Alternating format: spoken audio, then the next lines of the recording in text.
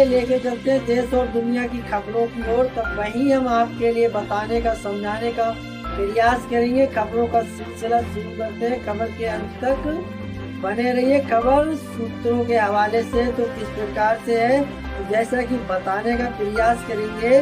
महाराष्ट्र विधानसभा चुनाव 2024, फिर नाराज अखिलेश की पार्टी, क्या इंडिया ब्लॉक में देगी अलग रहा सीट शेयरिंग पर एमपी जैसा तनाव, महाराष्ट्र में क्यों। आदाब, मैं हसूद्दीन, आप देख रहे हैं जलाल न्यूज 901 टीवी चैनल के माध्यम से इस बड़ी खबर से रूबरू साक्षात्कार कराने का प्रयास करेंगे जो किस तरह से है। महाराष्ट्र चुनाव में भी सीट शेयरिंग को लेकर मध्य प्रदेश जैसा तनाव है। सपा दर्जन भर सीटों पर दावेदारी कर रही है। सपा ने सीटें नहीं मिलने पर अकेले चुनाव मैदान में उतरने की बात कह दी है। क्या महाराष्ट्र में भी सपा कांग्रेस अलग राह पर बढ़ेगी। महाराष्ट्र में विधानसभा चुनाव है और गठबंधन की फाइट भी अब आमने सामने लगी है। हरियाणा में कांग्रेस की हार के बाद आईना दिखाने वाली शिवसेना यूबीटी ने सीट शेयरिंग पर राहुल गांधी से बात कही है। वहीं समाजवादी पार्टी सपा के प्रदेश अध्यक्ष अबू आजमी ने भी एमबीए की बैठक में नहीं बुलाए जाने को लेकर नाराजगी जाहिर की है। सपा प्रमुख अखिलेश यादव आज से खुद प्रचार के मैदान में उतर रहे हैं। गठबंधन में सीटों को लेकर जारी पूछताछ के बीच अखिलेश की मालेगांव और धुले में रैलियां होनी है। सपा के तेवर एक अब बात इससे लेकर भी हो रही है, क्या महाराष्ट्र में भी मध्य प्रदेश वाली लड़ाई दिखेगी। लोकसभा चुनाव से कुछ ही महीने पहले मध्य प्रदेश विधानसभा के चुनाव में इंडिया ब्लॉक के घटित कांग्रेस और सपा के बीच अंतिम समय तक सीट शेयरिंग को लेकर बातचीत चलती रही। कांग्रेस की लोकल लीडरशिप सपा के बावजूद पर सवाल उठते हुए गठबंधन के खिलाफ थी। सपा दर्जन भर सीटों की डिमांड कर रही थी। सपा नेताओं को उम्मीद थी कि उन्हें कांग्रेस से गठबंधन में 8 से 10 विधानसभा सीटें मिल जाएंगी, लेकिन ऐसा हुआ नहीं। कांग्रेस ने 2018 के एमपी चुनाव में पार्टी की जीती सीट भी नहीं छोड़ी। बाद में सपा ने अकेले ही अपने उम्मीदवार उतारे और अखिलेश ने कैंकर प्रचार की कमान संभाली। सपा भले ही खाता नहीं बोल पाई, लेकिन कई सीटों पर कांग्रेस का खेल जरूर खराब कर गई। महाराष्ट्र में मध्य प्रदेश की बात क्यों। अब महाराष्ट्र चुनाव में भी वैसे ही हालत बनते नजर आ रहा है। सपा दर्जन में सीटों पर दावेदारी कर रही है। सपा की डिमांड तो हरियाणा चुनाव में भी गठबंधन की लेकिन वहाँ पार्टी बातचीत के टेबल के ग्राउंड तक पहुँच नहीं पाई। हरियाणा के झटके से सपा एमडी मॉडल अपनाते हुए सीट बंटवारे पर बातचीत के साथ साथ चुनावी तैयारियों को भी रफ्तार देने की रणनीति पर काम कर रही है। संकेत साफ है कि पार्टी नहीं चाहती कि गठबंधन न हो पाए तो पार्टी हरियाणा की तरह चुनाव मैदान से बाहर रह जाए। सपा की सक्रियता कांग्रेस से शिवसेना यूपीपी और एनसीपी शरद पवार के लिए साफ संदेश है कि गठबंधन हो या ना हो पार्टी चुनावी रणभूमि में उतरेगी। महाराष्ट्र के सपा अध्यक्ष अबू आजमी ने तो बाकायदा सीटों के नाम गिनाते हुए दो ट्वीट कह दिया कि हमारी तैयारी है और गठबंधन में सीट नहीं मिली तो हम अखिलेश यादव से चर्चा करेंगे, चुनाव मैदान में उतरने को भी तैयार हैं। उन्होंने ये भी कहा कि सपा अकेले चुनाव मैदान में उतरी और मुस्लिम वोट बटे तो इसके लिए एमबीए जिम्मेदार होगा। जहां जो मजबूत हो वो वहां दूसरे को सटने को नहीं देता। पहले मध्य प्रदेश और फिर हरियाणा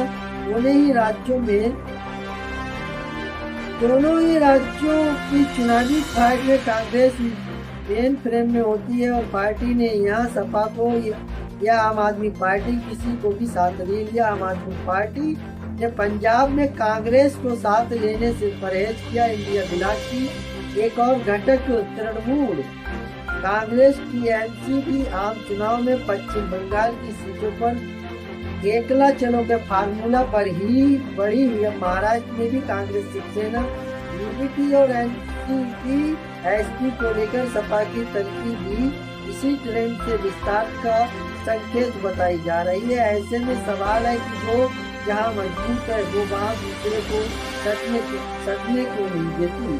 इसे 3 पॉइंट में समझा जा सकता है। सियासी जमीन, सियासत में दोस्ती और दुश्मनी स्थायी नहीं होती। आज जो साथ है वो कल भी साथ रहेगा, इस बात की कोई गारंटी नहीं होती। ये भी एक वजह है जो की गारंटी नहीं होती। ये भी एक वजह है जो पार्टी जहाँ मजबूत है अपनी उंगली पकड़ाकर किसी दूसरे दल को एंट्री नहीं करने देना चाहती। राजनीतिक दलों को ये भय लगा रहता है कि कहीं उसकी उंगली पकड़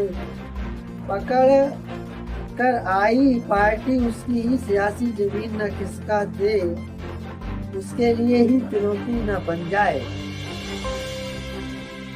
वोट बैंक, तो बात हम कर लेते हैं वोट बैंक की। एक चिंता वोट बैंक की भी है। महाराष्ट्र के संदर्भ में देखें तो मुस्लिम सपा का कोर वोटर रहे हैं और मराठा वर्ग के साथ ही ओबीसी शरद पवार और कांग्रेस पार्टी साथ रहा है। शिवसेना यूडीपी का भी अपना जनादर रहा है। अब कांग्रेस और एनडीए की चिंता ये भी हो सकती है कुछ सीटें जीतकर विधानसभा में मौजूद की दर्ज कराती आई सपा से गठबंधन की स्थिति में उनके और वोटर भी उसे वोट करेंगे। खतरा ये भी है कि कहीं वो वोटर आगे भी सपा के साथ ही ना चला जाए। भविष्य की राजनीति, एक वजह भविष्य की राजनीति भी है। सपा विधानसभा चुनाव में कुछ सीटें जीतती जरूर है, लेकिन वो उतनी नहीं कि बार्गेन कर पाए। सपा बीजेपी की अगुवाई वाले गठबंधन के साथ जा नहीं सकती और एनडीए के अलावा दूसरा कोई विकल्प चीजों में नहीं। ऐसे में एनडीए की रणनीति भविष्य की राजनीति को ध्यान में रखते हुए सपा को किनारे करने की हो सकती है। गठबंधन के साथ जो है मजबूती हुई तो उसका बार्गेन पावर बढ़ जाएगी। भविष्य में एनडीए के घटक दलों के लिए मुश्किलें उत्पन्न कर सकता है। महाराष्ट्र चुनाव इंडिया ब्लॉक की मीटिंग के लिए आज मुंबई पहुंचेंगे अखिलेश यादव। सीट शेयरिंग पर होगी चर्चा। महाराष्ट्र चुनाव में सीट बंटवारे को लेकर 17 अक्टूबर को बांद्रा के सेफ्टी होटल में एनडीए नेताओं की मीटिंग हुई। इस मीटिंग में संजय राउत, नाना पटोल, विजय बेदी, जितेंद्र अवहाई, राजेश टोपे और सतेज पटेल शामिल हुए। समाजवादी पार्टी के मुखिया अखिलेश यादव आज महाराष्ट्र की राजधानी मुंबई जाएंगे और इंडिया ब्लॉक की मीटिंग में शामिल होंगे। महाराष्ट्र विधानसभा को लेकर सीट शेयरिंग पर बातचीत होनी है। इसके लिए आज फिर से इंडिया ब्लॉक की बैठक होने जा रही है। इस मीटिंग में महाराष्ट्र एसपी चीफ अबू वासिम आजमी भी मौजूद रहेंगे। उम्मीद जताई जा रही है कि गठबंधन को लेकर चल रही उठापटक इस मीटिंग के बाद खत्म हो जाएगी, क्योंकि पिछले कई दिनों से सीट शेयरिंग को लेकर रार जैसी स्थिति रही है। मुंबई में आज होने जा रही मीटिंग में एनसीपी, एसपी, शिवसेना, यूडीपी और कांग्रेस के बड़े नेता शामिल होंगे। 33 सीटों पर एनडीए में सहमति। महाराष्ट्र चुनाव में सीट बंटवारे को लेकर 17 अक्टूबर को बांद्रा के सेफीटेल होटल में एनडीए नेताओं की मीटिंग हुई। इस मीटिंग में संजय राउत, नाना पटोल, विजय वडेट्टीवार, जितेंद्र अवहाड, राजेश टोपे और सतेज पटेल शामिल हुए। सूत्रों के मुताबिक मुंबई की 36 में से 33 सीटों पर सहमति बन चुकी है। 15 Congress, 18 Congress, Shiv Sena, UDP, 2 NCP, SP और 1 सीट समाजवादी पार्टी देने का फैसला लिया गया है। इसके अलावा 3 सीटें कोंडा, भाई, खला और शक्ति नगर पर भी अभी तेज फंसा हुआ है। अबू आसिम के बयान से सियासी सरगर्मी। 17 अक्टूबर को हुई एनडीए की मीटिंग से पहले समाजवादी पार्टी की महाराष्ट्र यूनिट के चीफ अबू आसिम आजमी ने सोशल मीडिया पोस्ट में कहा था, महाराष्ट्र में अगर महाविकास आघाड़ी का कोई भी पक्ष, चाहे वो कांग्रेस हो, राष्ट्रवादी कांग्रेस, एसपी या शिवसेना, यूपीपी हो, वो बिना समाजवादी पार्टी से बात किए या बिना विश्वास से लेते हुए विधानसभा के उम्मीदवारों की सूची जारी करते हैं। तो इसका मतलब है कि वो समाजवादी पार्टी को महाविकास आघाड़ी का हिस्सा नहीं मानते। उन्होंने आगे कहा, समाजवादी पार्टी से बिना बात किए भी किसी पक्ष द्वारा उम्मीदवारों की घोषणा गलत होगा। महाविकास आघाड़ी उद्देश्य सभी सेकुलर पार्टियों को साथ रखना और सांप्रदायिक सरकार के खिलाफ लड़ना है। महाराष्ट्र चुनाव एनडीए में सीट शेयरिंग फार्मूला लगभग तय इन 28 सीटों पर अब भी विवाद।